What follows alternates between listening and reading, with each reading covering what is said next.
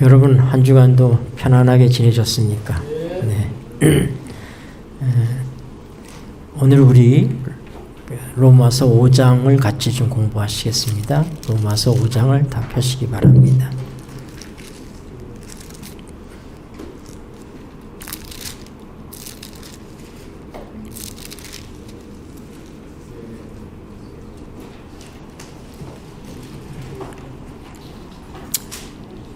신학적인 용어로 칭의라고 하는 것, 그 칭의란 우리를 의롭다고 여겨주신다는 그런 의미죠. 우리가 의로워서가 아니라 하나님께서 우리를 의롭다고 그렇게 여겨주시는 것입니다. 그냥 그렇게 하시는 것이 아니라 그렇게 할 만한 근거가 있기 때문에 하나님께서 우리를 의롭다고 해주시는 것, 이것에 대한 아주 귀한 설명과 축복과 그리고 특별한 은혜가 어떤 것인지, 믿음으로 의롭게 된 사람이 갖는 특혜가 무엇인지, 그 특별한 은혜가 무엇인지를 로마서 5장은 우리에게 잘 설명해 주고 있는 장입니다. 로마서 5장 몇 절 같이 읽겠습니다. 1절부터 그러므로 그렇게 읽겠습니다. 시작. 그러므로 우리가 믿음으로 의롭다 하심을 얻었은즉 우리 주 예수 그리스도로 말미암아 하나님으로 더불어 화평을 누리자. 또한 그로 말미암아 우리가 믿음으로 서 있는 이 은혜에 들어감을 얻었으며 하나님의 영광을 바라고 즐거워하느니라. 다만 이뿐 아니라 우리가 환난 중에도 즐거워하나니 이는 환난은 인내를, 인내는 연단을, 연단은 소망을 이루는 줄 알미로다. 소망이 부끄럽게 아니함은 우리에게 주신 성령으로 말미암아 하나님의 사랑이 우리 마음에 부은 바 됨이니. 네, 우선 거기까지 읽겠습니다. 우리가 쓰는 그러므로라는 이 접속사는 결론적인 얘기를 시작할 때 쓰는 그런 접속사입니다. 그 여기 보면 옛날에 성경은 장절이 나누어져 있지 않습니다.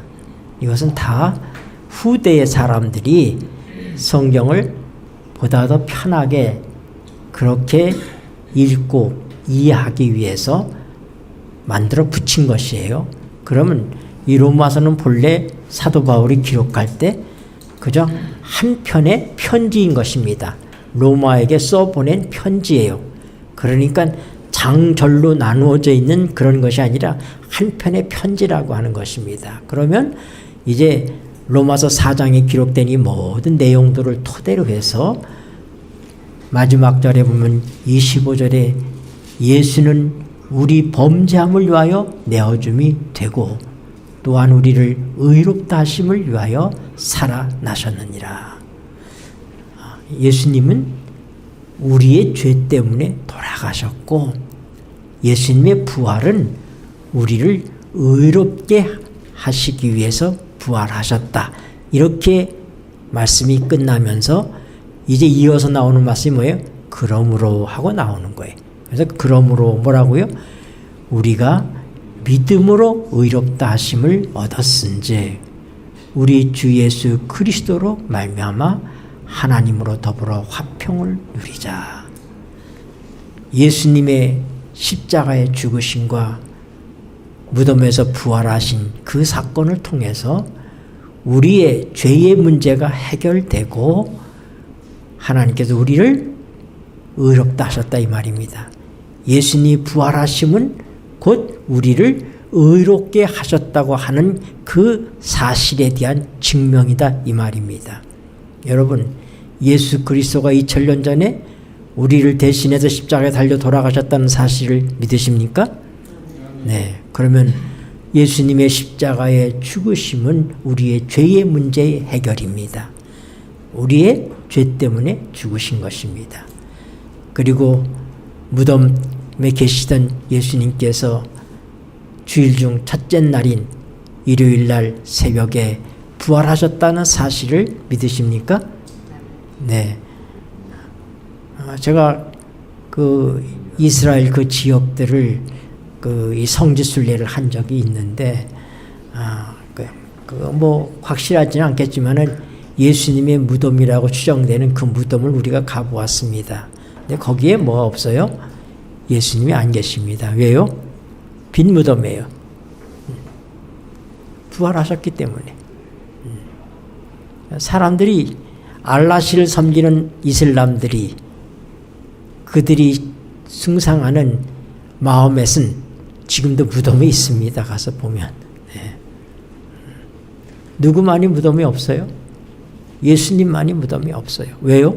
그분은 부활하셨기 때문입니다.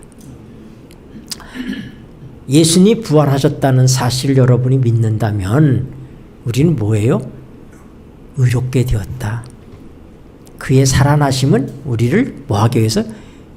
의롭게 하시기 위해서, 우리를 의롭다고 인정하시기 위해서 살아나셨다 이 말입니다. 그래서 죄에 대한 문제는 그의 죽음입니다. 십자가입니다. 의에 대한 문제는 뭐예요? 그의 부활하시다 이거 말이에요. 우리를 의롭게 하시기 위해서, 의롭다고 인정하시기 위해서 그분이 살아나셨다. 그러므로 우리가 믿음으로 말미암아 이 모든 사실을 믿는 것입니다. 이 믿음으로 말미암아 우리가 의롭게 되었다. 그걸 우리가 칭의라고 얘기하는 거예요.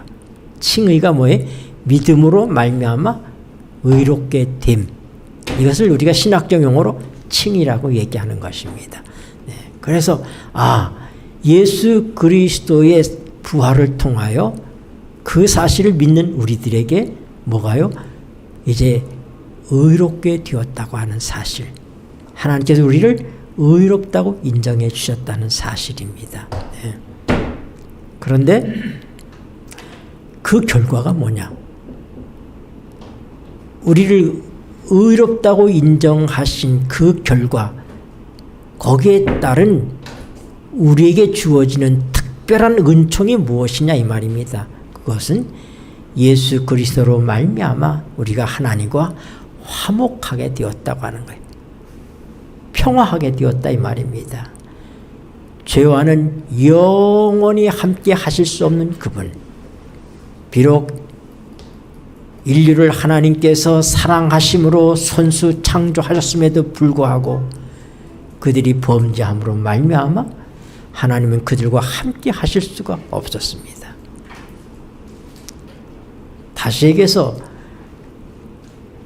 생명이신 그분으로부터 죄진 인간은 이제는 생명 되시는 그분으로부터 분리되었기 때문에 우리는 이제는 뭐예요? 비생명적인 존재가 된 것입니다. 죄라고 하는 것은 사망이에요. 죄의 삭은 뭐라고요? 사망이라고 그랬잖아요. 네. 성경에서 얘기하는 죽음은 두 가지를 얘기합니다. 그것은 우리의 자연적인 죽음이죠. 그러나 진짜 죽음은 둘째 사망입니다. 네. 성경은 우리의 첫 번째 죽음을 얘기할 때 잠잔다 그렇게 얘기합니다. 우리는 누구도 다 이 잠자는 죽음을 피할 수가 없습니다. 근데 잠과 죽음의 차이가 어디 있는가? 잠과 죽음의 차이는 뭐냐면 잠은 깨어난다고 하는 것이죠. 네. 오늘 밤이 되면 여러분들은 여러분들의 잠자리를 찾아가서 누우실 것입니다.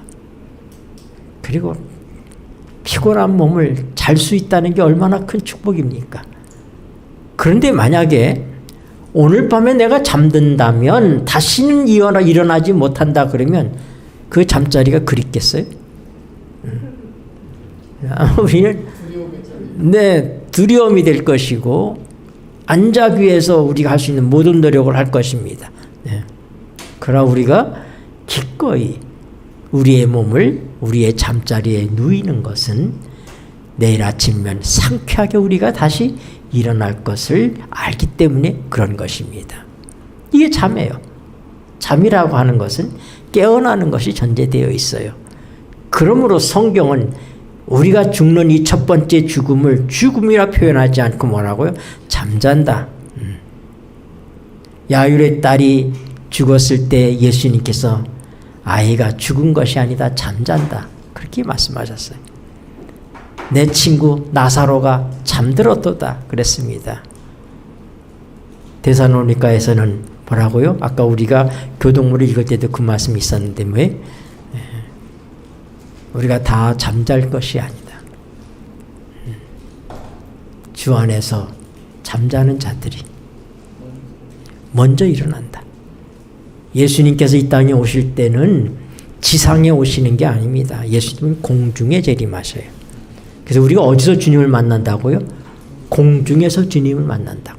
그래서 이 마지막 때에 예수님이 광야에 있다.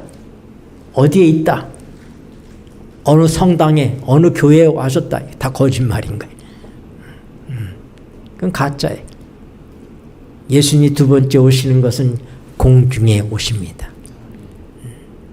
그래서 우리가 살아있는 사람보다도 잠자는 자들이 먼저 일어난다고 그랬어요. 무덤에서 일어난다고 그랬습니다. 사람이 죽으면 바로 천당에 가고 지옥에 가고, 그건 성경에 없는 사상이에요. 성경은 죄의 삭은 뭐라고요? 사망이요 죽음입니다. 그래서 우리가 잠자는 죽음을 자다가 주님께서 부르면 어디서 일어나요? 무덤에서 일어난다고 성경은 얘기합니다.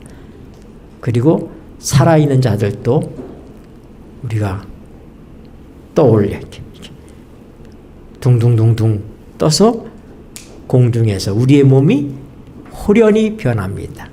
썩지 아니할 몸.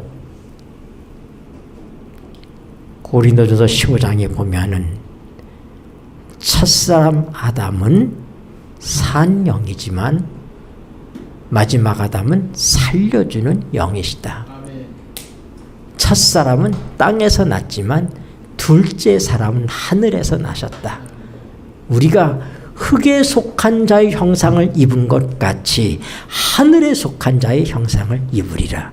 예수님은 흙으로 창조된 존재가 아닙니다. 그는 창조주이십니다. 하나님이십니다.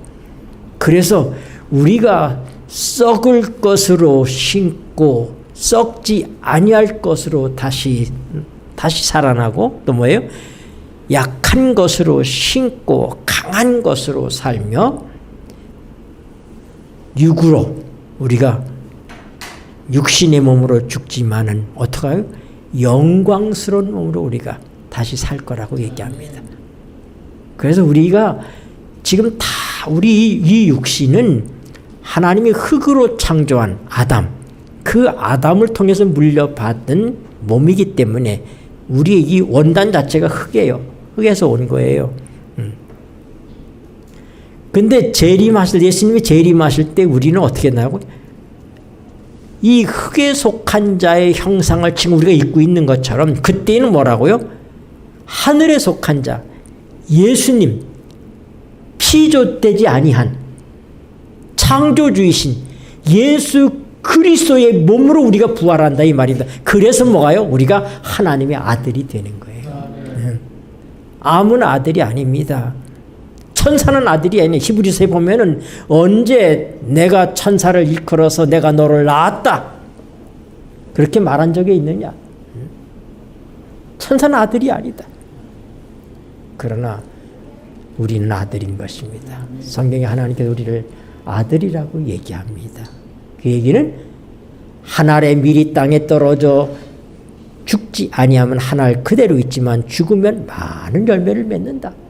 예수님은 하나님의 독생자로서 이 땅에 오셨어요. 한 알밖에 없는 밀알이었는데 그의 죽으심을 통해서 땅속에 들어갔던 밀알과 똑같은 가치에 똑같은 모양의 많은 밀알이 수확되는 것처럼 우리 예수 그리스도의 고난 받으심으로 말미암아 많은 아들을 이끌어 영광에 들어가게 하시는 하나님. 네. 예수 그리스도의 죽음을 통해서 예수 그리스도보다 못한 아들들이 만들어지는 게 아니라 예수 그리스도와 동일한 그런 존재로서의 아들들이 하나님의 영광에 참여하게 된다 이 말입니다. 네. 그래서 여러분, 하나님은 공의로우신 하나님이요 하나님의 속성이 사랑입니다. 인간이 사단의 꾀에 빠져서 죄인이 되었고 하나님 앞에서 생명이 없는 존재로 그렇게 살아갑니다. 그런데 이 안개처럼 사라지는 이 짧은 인생의 삶 속에서부터 우리는 생명이신 그분의 코드에 연결되어야지 돼. 제가 언젠가 설명한 것처럼 오늘 우리가 갖고 있는 삶을 성경은 우리의 수를 120년이라고 얘기합니다. 창세기 6장 3절에 보면 그들의 날이 120년이 되리라고 얘기했어요. 네. 여러분, 선풍기가 코드에 연결되어 있으면, 전원에 연결되어 있으면 그건 계속해서 돌아요. 그러나 코드가 빠지면, 전원에서부터 빠지면 그 즉시 스탑, 그 즉시 쓰는 게 아니라 관성의 법칙에 의해서 돌다가 점점 약해지다가 멈춥니다. 우리의 생명은 하나님의 생명에서부터 끊어진 상태로 태어나지만은, 그러나 하나님의 생명의 영향을 받았기 때문에 코드에서는 빠져 있지만은 어떻게 돼요? 120년 동안은 우리의 생명이 유지될 수 있다 이 말입니다. 그러면 그 120년이라는 세월 동안에 어떻게 돼요? 우리가 참 생명이신 하나님을 만나고 그분의 자녀로 다시 태어나야 되는 것입니다. 그럴 때 우린 비로소 뭐예요? 하나님 앞에 생명이 있는 존재로서 존재하게 되는 것입니다. 그래서 인간은 어떤 존재예요? 인간은, 죄인은 하나님 앞에서 없는 어떤 존재? 없는 존재. 그는 비생명, 비존재라고 하는 것입니다. 아담이 범죄함으로 그는 하나님의 생명이 끊어진 존재로 살았습니다. 그러므로 비존재, 비생명인 죄인의 몸으로 난 아담의 모든 후손은 하나님의 생명으로부터 끊어진 상태로 태어나는 것입니다. 그래서 예수 그리스도께서 뭐라고요? 사람이 물과 성령으로 거듭나지 아니하면 하나님의 나라를 볼 수가 없다. 이 말씀은 뭐예요? 우리 상태로는 아무리 도덕적으로 산다 할지라도 우리는 하나님 앞에서 비생명, 비존재이기 때문에 거듭남을 통해서 하나님의 생명에 연결되지 아니하면 새로운 존재로 태어나지 않는 한 희망이 없다 이 말입니다. 이 놀라운 역사가 어떻게 이루어져요? 이것이 믿음을 통해서 우리에게 이루어지는 것입니다. 하나님 앞에서 없어진 존재요, 하나님 앞에서 죽은 존재인 우리들을 위해서 예수님이 우리가 죽어야 될 둘째 사망, 지금 잠자는 죽음이 아니라 영원한 죽음인 둘째 사망의 해를 받으시고 우리의 죄값을 대신해서 죽으신 것입니다. 그래서 죄의 문제만 해결되는 것이 끝이 아니에요. 예수님이 그냥 십자가에 죽으셨으면 그걸로 끝나는 거예요. 그러나 그분이 부활하셨기 때문에. 그래서 로마서 1장 4절은 육체로는 죽임을 당하셨어요, 그분이. 근데 성결의 영으로 부활하심으로 말미암아 하나님의 아들로 인정되셨다 이 말입니다. 베드로전서 2장에는 뭐라고요? 그가 육체로는 죽임을 당하시고 영으로는 살리심을 받으셨으니 이는 옥에 있는 영들에게 전파하려 하심이라. 네. 우리가 다 육의 몸으로 태어나는 거예요. 육신에 속한 자입니다. 성경이 육으로 난 것은 육이요하고 예수님께서 말씀하실 때 그 얘기는 뭐냐면은 죽은 존재는 죽은 존재일 뿐이요, 이런 얘기가 똑같은 거예요. 그것은 하나님의 생명의 코드에 분리되어 있는 존재, 그걸 육이라고 얘기하는 거예요. 제가 흔히 얘기할 때, 전기로 얘기할 때 그것은 부도체다. 전기가 통하지 않는 부도체. 그게 뭐라고요? 영적 부도체. 그게 이 본래의 인간이다 이 말입니다. 육으로 태어난 우리다 이 말입니다. 그러나 전기가 통하려면 어떻게 해야 돼요? 부도체가 전도체로 바뀌어야지 돼요. 이 나무나 돌 같은 존재가 쇠붙이로 바뀌는 거예요. 전기가 통할 수 있는 철사처럼 바뀌는 거예요. 전도체로 바뀌는, 그게 거듭남의 경험이에요. 물과 성령으로 하나님의 말씀과 성령의 역사를 통하여 우리가 거듭날 때, 그럴 때 어떻게 돼요? 하나님의 생명의 코드에 연결돼 생명의 스파크가 일어난다 이 말입니다.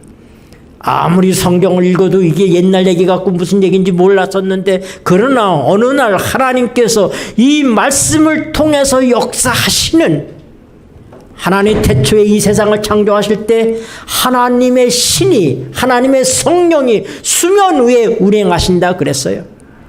마찬가지로 오늘 또 하나님의 성령은 말씀을 통해서 역사하시는 것입니다. 그러므로 우리가 이 말씀을 가까이 할 때, 어떤 사람은 부흥에 참석해서 하나님의 말씀을 듣는 순간에 생명의 스파크가 일어나면서 이 말씀을 받아들이게 되는 것입니다. 그때 거듭남이 일어나는 거예요. 어떤 사람은 유튜브를 통해서 어떤 목사님의 말씀을 들을 때, 또 어떤 간증하는 사람의 얘기를 들을 때, 그럴 때 우리의 심령이 뜨거워지면서,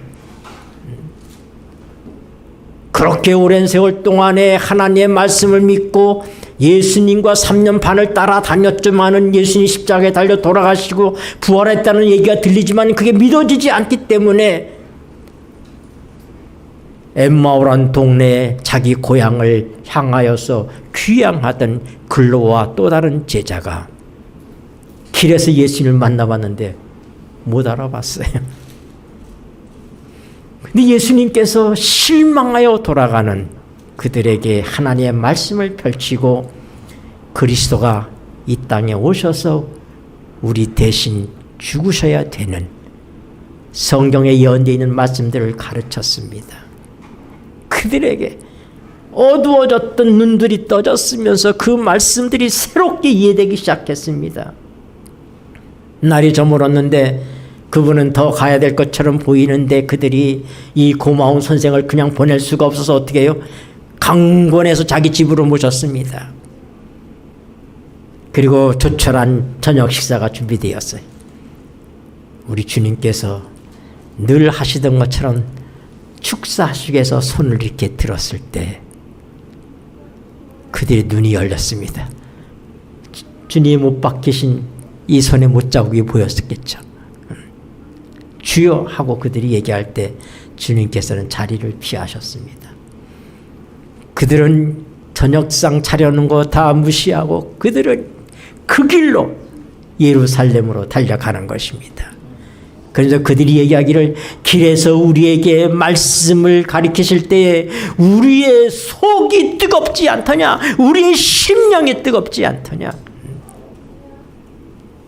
늘 하나의 옛날 이야기처럼 보이고 도덕적인 그런 말씀으로 보이던 이 성경 말씀이 하나님의 성령이 역사할 때 어떻게 돼요?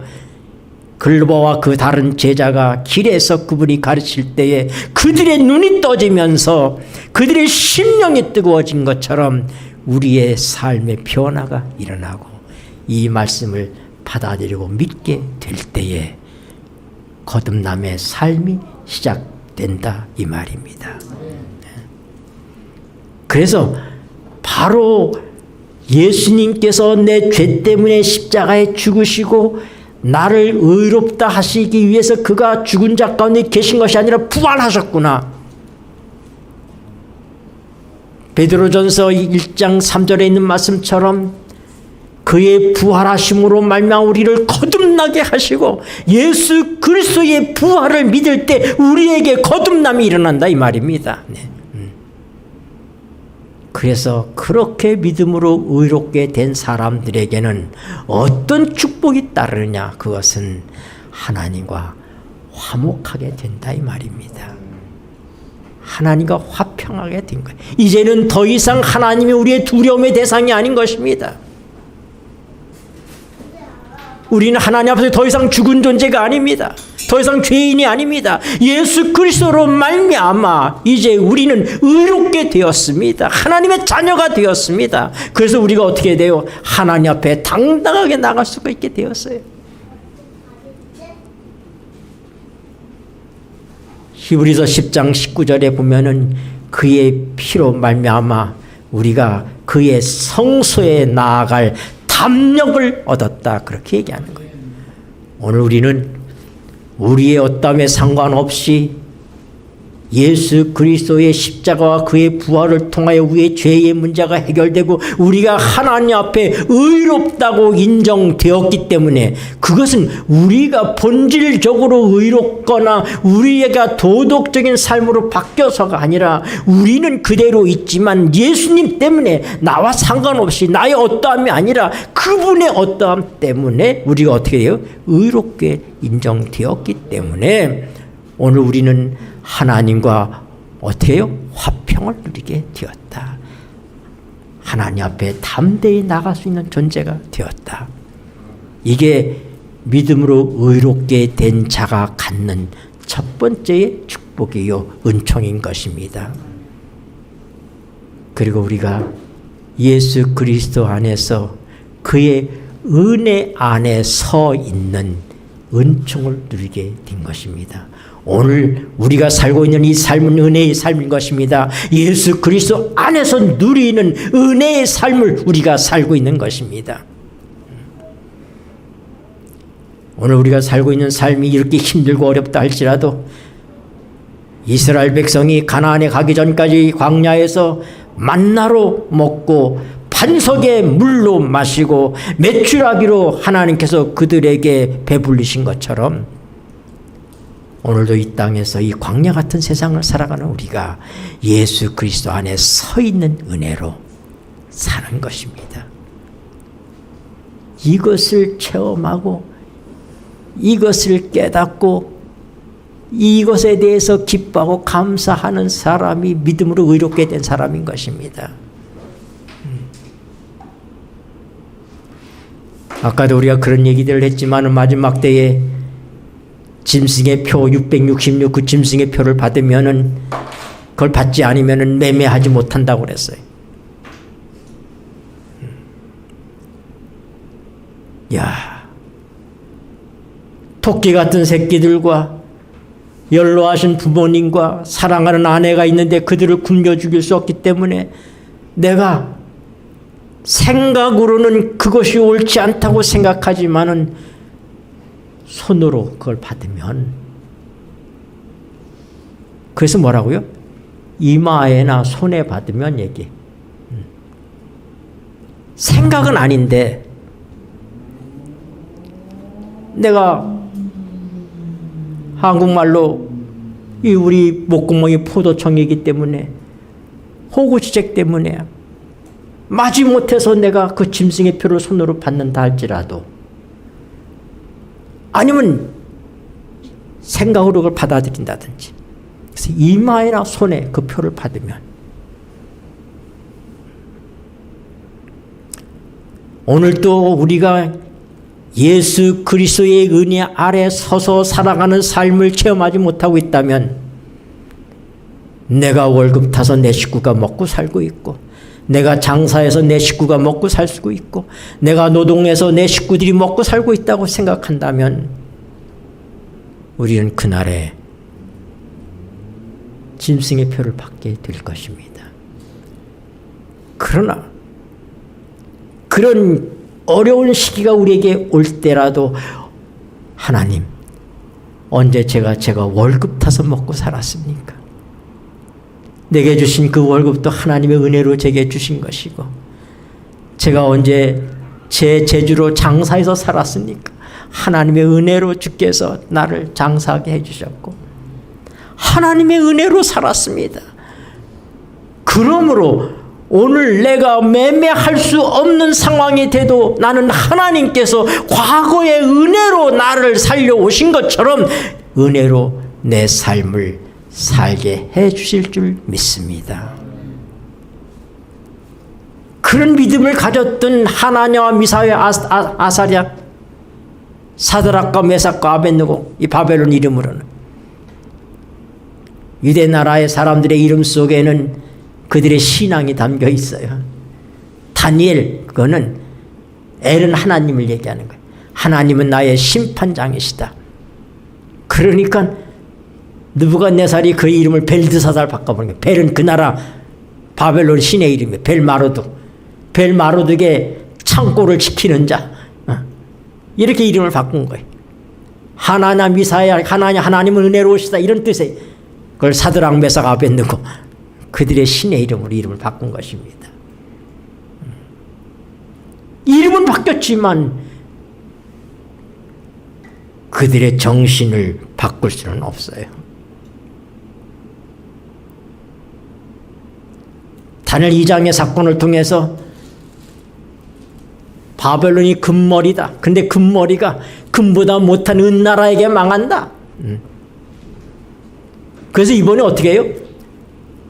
두라 평지에 전체를 금으로 만든 신상을 만들어 놓고 영원히 망하지 않는 바벨론을 기원하면서 그들이 푸닥거리를 시작한 거예요.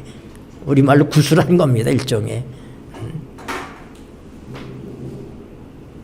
6가지의 악기들이 울려 퍼지는 바로 그 상황 속에서 모든 느부갓네살 밑에 있는 관리들을 다 불러 모았어요.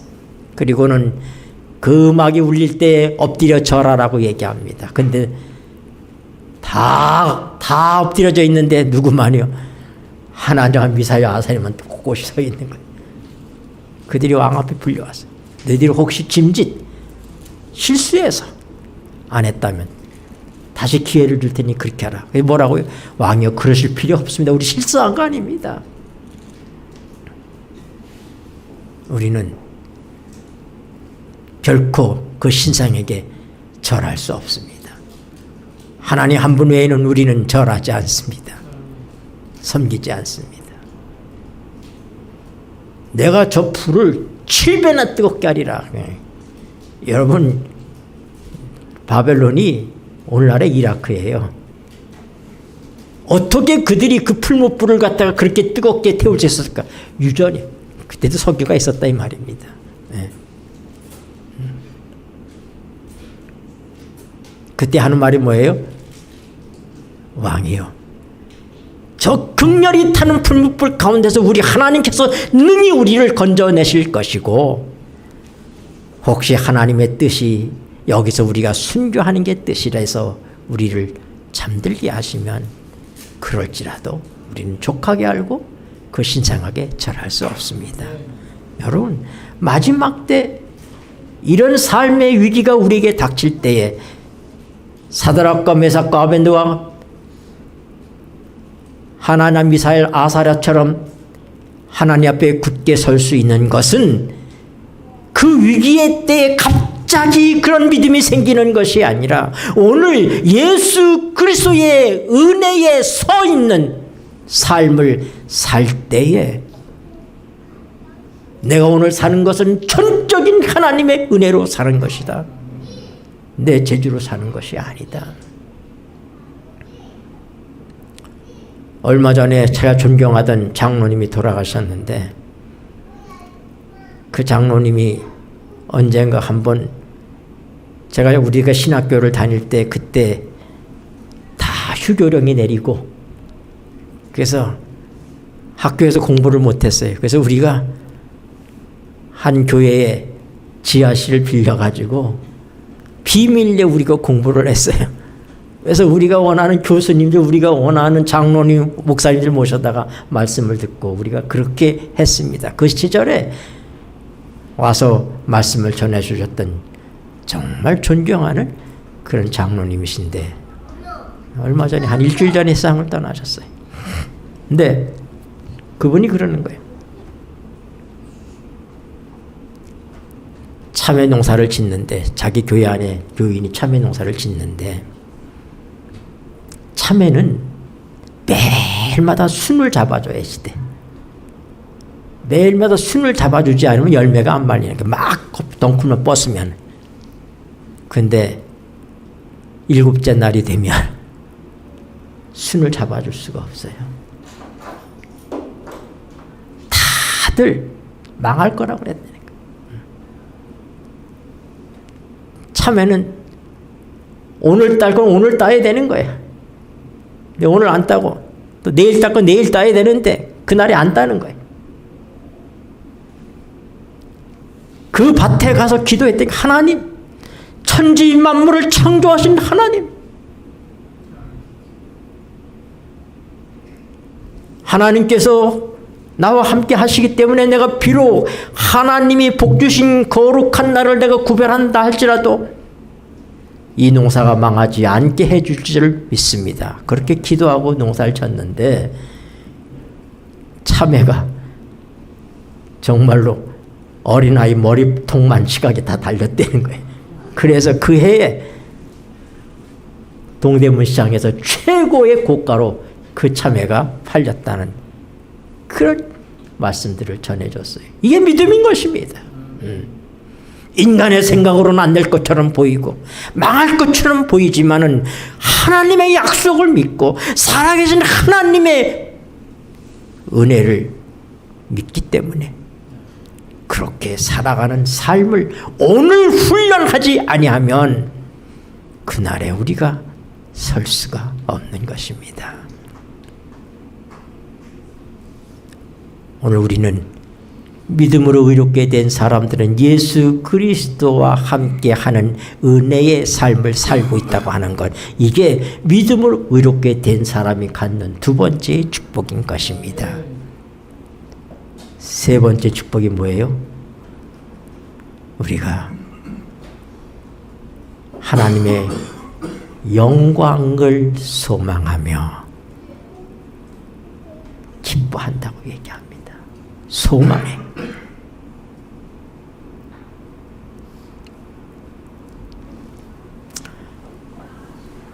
이제 본론적인 얘기를 시작해야지 되는 시간이 거의 다 된 것 같아요. 여러분, 이 칭의의 기별 속의 이 로마서 5장에는 믿음으로 의롭게 된 사람의 삶을 통하여서 내가 의롭담을 받는 것만이 아니라 하나님의 영광에 참여하는, 우리가 신학적으로 얘기할 때 거듭난 사람의 삶을 칭의와 그 다음에 성령 안에서 자라나는 성화와 그 예수 그리스도가 재림하셔서 우리가 하나님 앞에 영광스러운 몸으로 변하는 영화를 얘기합니다. 우리 몸이 언제 영광스럽게 변하느냐? 주님이 재림하실 때, 우리가 부활할 때 그렇게 됩니다. 그런데 이 로마서 5장에는 그 영화에 대한 말씀이 약속되어 있습니다. 우리가 오늘 그 말씀을 살펴보고자 했던 것입니다. 세 번째는 하나님의 영광을 바라고 즐거워한다. 소망 가운데 즐거워한다 얘기했어요. 그런데 이 즐거움이 거기서 끝나지 않습니다. 이 소망이 거기서 끝나지 않고 다만 이뿐 아니라 뭐라고요? 환난 중에도 기뻐하나니. 네. 소망 가운데만 기뻐하는 것이 아니라 환난 가운데도 기뻐한다고 얘기하고 있는 것입니다. 네. 왜냐하면 환난은 인내를, 인내는 연단을, 연단은 소망을 이루는 줄 알미로다. 여러분, 환난은 우리가 하나님의 사람으로 사는 삶을 살기 때문에 이를 미워하는 사단이 우리에게 가져오는 여러 가지 시험들을 얘기하는 것입니다. 우리는 뭐 특별한 그런 이상한 존재가 되어서 뭐예요? 고난 당하는 것을 즐거워하는 그런 사람이 아닙니다. 우린 모두는 다 고난 당하는 것을 싫어해요. 고난은 고난인 것입니다. 환난은 환난인 것입니다. 그러나 그 환난을 기뻐해야 될 만한 이유가 있는 것입니다. 왜냐하면 그 환난은 우리에게 인내라고 하는 훈련을 이루어 주기 때문입니다. 환난을 당하면 그 환난이 지나갈 때까지 기다려야 되는 것입니다. 코로나가 없던 시대에 우리는 마스크를 쓰고 살아야 된다는 거 상상도 못했어요. 그러나 코로나라고 하는 환난이 오니까 어떻게 해야 돼? 우리는 이것이 지나갈 때까지 인내할 수밖에 없어요. 참을 수밖에 없어요. 마스크를 쓰고 일을 할 수밖에 없어요. 네. 환난이라고 하는 것은 그 환난이 지나갈 때까지 불갑을 인내할 수밖에 없는 것입니다. 그런데 그 인내는 뭘 가져온다고요? 우리에게 연단을 가져온다고 하는데, 그 연단이라는 말은 다른 말로 번역하면은 인격이라는, 자격이라는 뜻입니다. 하나님의 영광 가운데 우리가 영화롭게 되는 바로 하나님을 뵙게 될 그 소망을 우리가 기다리는 우리의 삶을 사는데, 바로 그렇게 될 수 있는 자격을 주는 것이 환난이다 이 말입니다. 그렇기 때문에 우리는 환난을 슬퍼하는 것이 아니라 영광 가운데 주님을 만날 수 있는 그런 자격을 만들어주는 그런 훈련장이기 때문에 어떻게 해요? 우리는 환난 가운데서도 즐거워한다, 이렇게 얘기하는 것입니다. 여러분,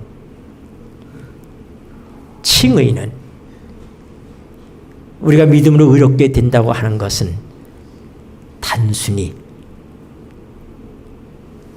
인지함으로 통해서 그런 것이 하는 것이 아니라 우리의 삶을 얘기합니다. 하나님과 막힘없는 관계를 유지하는 삶, 내 모든 삶의 전반에 예수 그리스도의 은혜에 함께 서서 살아가는 삶, 그리고 오늘 내 앞이 암울하고 힘들어 보여도 내가 하나님의 영광의 자리에 있게 될 것을 생각하기 때문에 우리는 소망 가운데 즐거워하는 삶을 사는 것입니다. 그런데 하나님께서는 거기서 그치지 않고 우리에게 보너스를 주시는데 뭐라고요? 하나님은 우리를 지금 받은 구원에서부터 영원한 구원인 영광의 자리에 들어가는 그 구원이 있는 그 자리에 우리를 인도하시기 위해서 환난이란 도구를 쓰셔서 인내와 그리고 우리의 자격을, 우리의 품성을, 우리의 인격을 그 영광스러운 자리로 이끌고 있다. 그것이 믿음으로 말미암아 의롭게 된 사람의 삶 속에 있는 하나님 주시는 특별한 은총이다. 이것이 로마서 5장 서두에 우리에게 주시는 메시지인 것입니다. 기도하시겠습니다.